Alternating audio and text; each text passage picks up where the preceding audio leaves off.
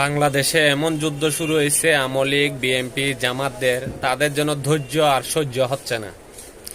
তত্ত্বাবধায়ক সরকার আসার পরে দেশকে তারা কিরকম তাদের হাতে নেবে, 3 সদস্যের মধ্যে খুব উত্তেজনা।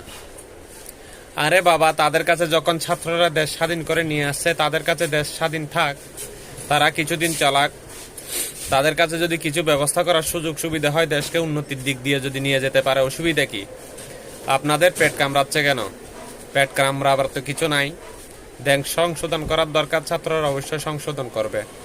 সব মানুষকে একবার হলেও সুযোগ দেওয়ার দরকার। আপনারা তো অনেকদিন খাইছেন, কেউ 2 টিপ খাইছেন, কেউ 3 টিপ খাইছেন, কেউ এখনো পর্যন্ত ক্ষমতায় যেতে পারেন নাই, অন্যকে সহযোগিতা করছেন। কিন্তু ছাত্ররা তো কখনো বাংলাদেশে আসে নাই রাজত্ব করার জন্য। এখন ছাত্ররা যখন সুযোগ পাইছে রাজনীতিতে আসার এবং ছাত্র নিবাস তৈরি করার, তো করুক। দেশের উন্নতি হলে আপনাদের